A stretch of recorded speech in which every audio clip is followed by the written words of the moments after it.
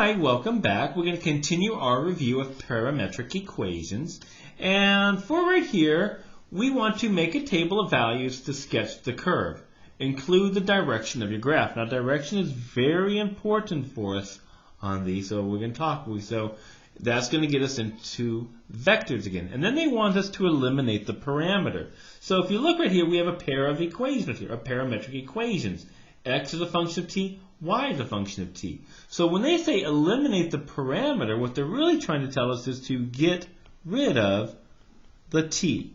We want to solve for get rid of the t. In other words, we want to make this not as a parametric equation, but as a functional equation, a function itself. So let's take a look here. First things first, let's go ahead and make our table. Very easy to do. You did this last year in pre-cal. So you want to find your x and y positions, but there are actually three variables here.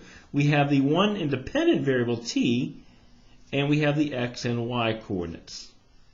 So I'm just going to pick a random bunch. The first thing I'm going to do is I can't let t be 0 because I would have an imaginary value there, so I'll start t as 1.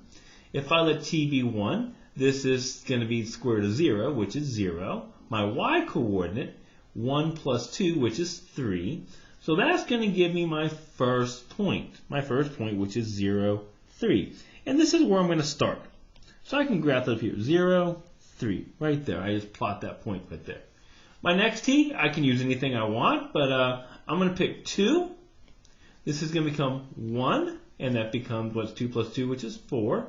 So my next point is 1, 4, and I can graph that, 1 up 4. And let's see here. Again, I can pick any t value I want, but I got a square root there. So I'm going to pick 5 because 5 minus 1 is 4. And square root of 4 is just 2. And this becomes 7. So my next point will be 2, 7. So over 2 up 7 right here. So if I take a look right here, this is where I'm starting. But these two are telling me what direction I'm heading. Remember, if you think of t as time, at 1 second, we're at 0, 3. At 2 seconds, we're at 1, 4. At 5 seconds, we're at the point 2, 7. So it's going to give us direction, like this. And we'll put little arrows on there just to show that it does have some sort of direction right there. Now remember, this is my path, right? So this is my parametric. Can't spell parametric. This is my parametric. This is the path we travel. It's like we're walking on a sidewalk. We can't see the sidewalk, but I can see the path that it goes right there. And what we want to do is we want to find now the equation of that sidewalk. And that's the next part, to eliminate the parameter. To eliminate the parameter, this is something you did last year in pre-cal a lot. I'm going to think, well, first of all, this kind of looks like a parabola. So most likely it's probably a parabola. Looks like a parabola. So to eliminate the parameter, I am going to start with x. I always start with x if I can, because I want y equals something. So if I start with x, which is the square root of t minus 1, I can solve for t. T would become x squared plus 1. And I can just plug this into the y equation. So if I plug this into the y equation, we will get y equals x squared plus 1 plus 2, or y equals x squared plus 3. Now, this is a parabola, so this is my graph itself.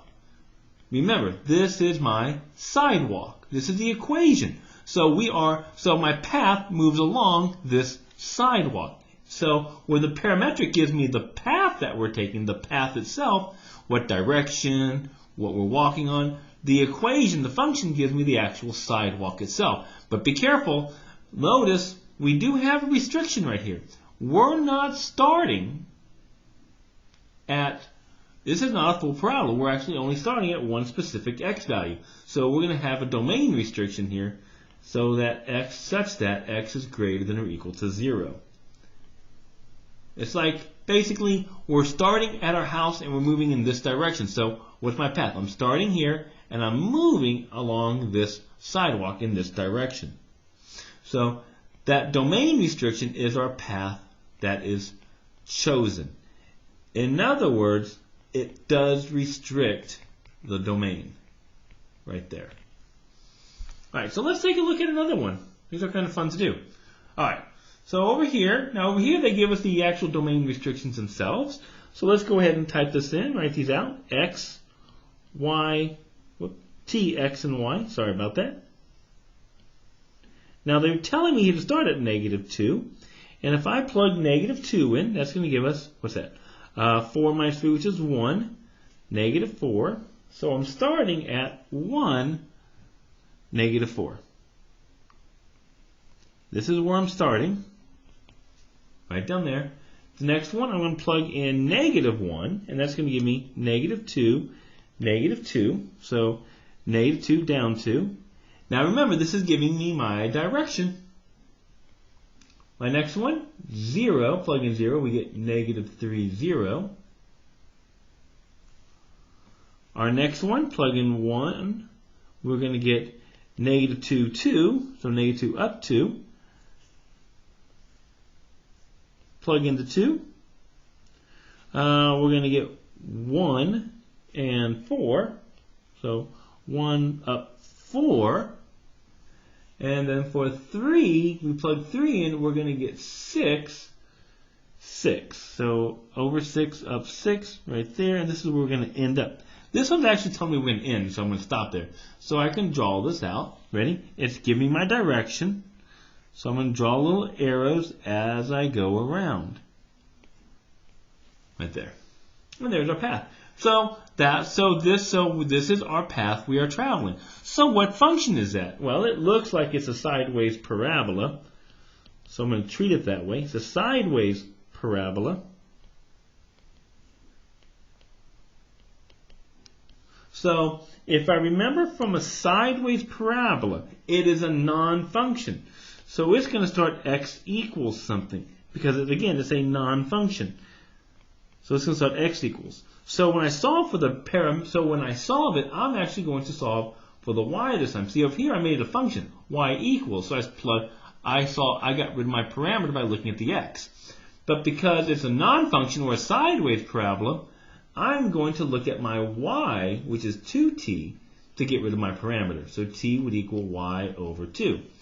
And I can plug that into my x. Remember, my x was t squared minus 3, so x would equal y squared over 4 minus 3. Now this does have a domain restriction, or in this case a range restriction. Okay, so what's going to restrict my y's? Well, my y's go from a -4 all the way to 6. So don't forget your restrictions on these. That's the hardest part. I get my restrictions straight from the graph, right? My smallest y value is -4. My biggest y value was 6. All right, let's look at one more right here. Oh no, cosine sin. All right, so let's take a look here. Typically for these, they're not going to tell you the domain restrictions, but we typically go from 0 to 2 pi. Now, when you're graphing these, and when we get the polars, we're going to talk a lot more about this. We don't have to graph every single possibility. We only really look at the quadrantals. So we have t, x, and y. So when we graph these, we start at 0. Well, cosine of 0 is 1, so that's going to become 3 plus 2, which is 5. Sine of 0 is 0, so that becomes -1. So my first point is 5, -1. And remember, that's where I start at. That's where I'm starting. Next, don't use regular numbers like 1, 2. We're going to use the quadrantals, which is our pi over 2, which is going to be next. I'll use pi over 2 because it's easy to use. I know the cosine of pi over 2 is 0, so that just becomes 3. The sine of pi over 2 is 1, so it's -1 plus 3, which is 2. So we're going to be at 3 up 2. And I can go and start giving me my direction. Next, what's my next quadrantal? Pi. Cosine of pi, -1, so that becomes 1. Sine of pi is 0, -1. So we get 1, -1. And we just keep going. My next one, 3 pi over 2. Cosine of 3 pi over 2 is 0, so that becomes 3. Sine of 3 pi over 2 is -1. So this becomes -1 minus 3, or -4. So we go 3, -4. And my last one, 2 pi, my favorite mathematical wrapper, before he's shot by the big E. 2 pi, cosine 2 pi is 1, so that becomes 5, and sine of 2 pi is 0, negative 1, and we're back to where we started. So our start and end is the same. And we can look at this. Well, what kind of shape does that make? This looks like an ellipse, right? This looks like an ellipse. And it is an ellipse. This is how NASA describes particle motions in space of planets. They don't describe the motion of a planet as a function. It's too hard. They use parametrics to describe the motion. Right. So to eliminate the parameter, this is an old trick that we had to use. You learned this in pre-cal. Well, we know that x is equal to 3 plus 2 cosine of t. Y is equal to negative 1 plus sine of t. And you might remember you can use this rule right here. The only thing I know about trig is that sine, well, let me start with cosine, I suppose. We should always start with cosine, I guess, old habits. So we can start with cosine squared of t plus sine squared of t equals 1. So if I can bring the cosine and sine, solve for those, I can get my equation. And that's easy. Cosine of t would be just x minus 3 over 2. Sine of t would be y plus 1. Just y plus 1, really. Oops, there was a 3 there. There we go. So over 3. And if I plug it in, if I square the top, I'm going to get x minus 3 squared over 4 plus, square here, y plus 1 squared over 9, and that's going to equal 1. And there's our equation right there. Very easy to do. Now I'm going to have next a little worksheet on here. You guys can go and try some of those if you guys want to practice on that. If not, go on to video number 3, and we're actually going to start the calculus of parametrics. And there's only one little confusing part there, but we'll talk about that when we get there. I'll see you then. Bye-bye.